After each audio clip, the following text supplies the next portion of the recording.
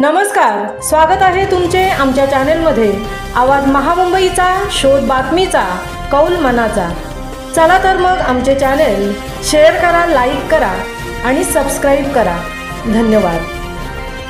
15 वर्षांची प्रतीक्षा, फक्त 6 कोटी वसूल, बाकीचे 1,49,000 ठेवीदार अजूनही अधांतरी। 598 कोटींच्या अर्बन बँक घोटाळ्यातील आरोपी मतं मागत फिरत आहेत। ठेवीदारांचा संताप। पेण अर्बन बँक बुडवणाऱ्या शिशिर धारकरला मत मागण्याचा अधिकार नाही, नरेन जाधव। पेण अर्बन कोऑपरेटिव्ह बँकेतील महाघोटाळ्यातील 25 आरोपींवर सहकार आयुक्तांनी प्रत्येकी 23 कोटी 90 लाख रुपयांची थेट व वैयक्तिक वसुलीची जबाबदारी निश्चित केली आहे। या मुदतीत रक्कम न भरल्यास आरोपी संचालकांकडून व्याजासकट रक्कम वसूल करण्याचे आदेश देण्यात आले आहेत। तब्बल 598.72 कोटींच्या या घोटाळ्यामुळे पेण अर्बन बँक बुडाली असून अशी बँक बुडवणाऱ्या शिशिर धारकरला आज मतं मागण्याचा नैतिक अधिकारच नाही, अशी टीका पेण अर्बन बँक ठेवीदार संघर्ष समितीचे कार्याध्यक्ष नरेन जाधव यांनी पेण येथे घेतलेल्या पत्रकार परिषदेत केली। 2011 मध्ये माजी राज्यमंत्री मोहन पाटील यांच्या नेतृत्वाखाली झालेल्या रास्ता रोको आंदोलनानंतर सहकार कायदा कलम 88 अंतर्गत चौकशी सुरू झाली। मात्र या वसुलीची गती संथ असून विशेष कृती समिती सातत्याने टाळाटाळ करत असल्याची ठेवीदार संघटनांची तक्रार आहे। त्यामुळे न्यायालयीन प्रक्रियेत रायगड जिल्हा सहकारी पतसंस्था महासंघाला उत्तरार्थी म्हणून सामील करण्याची मागणी 15 नोव्हेंबर रोजी लेखी स्वरूपात करण्यात आली आहे, असेही जाधव यांनी सांगितले। चौकशी अहवालानुसार बँकेचे तत्कालीन मुख्य संचालक शिशिर धारकर, जयवंत गुरव, जयंतीलाल पुनमिया, संतोष शृंगारपुरे, मिलिंद पाडगावकर, हरिश्चंद्र पाटील, अनिल डेरे तसेच मुख्य कार्यकारी अधिकारी पुरुषोत्तम जोशी, गिरीश गुप्ते, दिनेश सावंत आदींचा या घोटाळ्यात मोठा सहभाग असल्याची नोंद आहे। सर्व मिळून 25 जणांवर 597 कोटी रुपयांची थेट व वैयक्तिक वसुली लादण्यात आली आहे।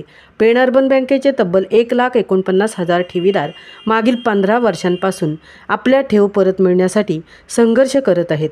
मात्र आजवर केवळ 6 कोटी रुपयेच वसूल झाल्याचे उघड झाले आहे।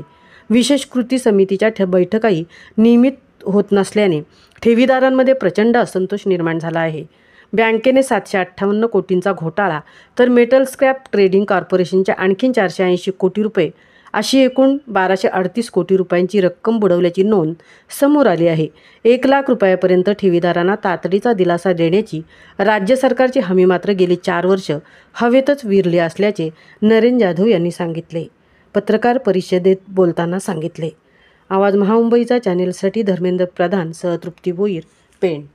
पेण अर्बन बँक ठेवीदार संघर्ष समितीचा प्रारंभापासून कार्याध्यक्ष आणखी लढाईमध्ये आहे आणि आता पुन्हा इलेक्शन आल्यावरती पेण अर्बनच्या बाबत गैरसमज पसरवण्याचं काम बँक बुडव्या धारकर करत आहे आणि त्याच्या बाबत लोकांच्यामध्ये संभ्रम निर्माण होऊ नये म्हणून आज ही पत्रकार परिषद घेत आहे।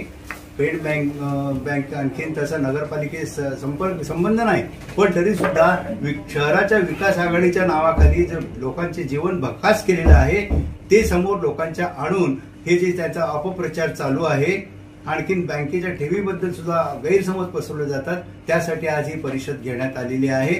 आणि बँक बुडव्याला योग्य ते शासन झालंच पाहिजे। आतापर्यंत हे जे 88 मध्ये चौकशी झाली सहकार कायद्याच्या कलम 88 प्रमाणे, त्याच्यात त्याला 23 कोटी 90 लाख प्रत्येक संचालकाला आणि काही कर्मचाऱ्यांना प्रमुख दंड झालेला आहे।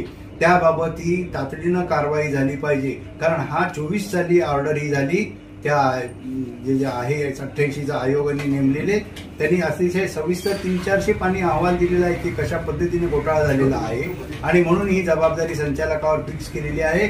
आणि हे काम आता शासकीय अधिकारी आणि मंत्री महोदयाचं आहे। सहकार मंत्र्यांनी याच्यामध्ये तातडीनं लक्ष घालून ही जे 758 कोटीचे अफरातफर झालेले ते वसूल केले पाहिजेत अशी आमची मागणी आहे।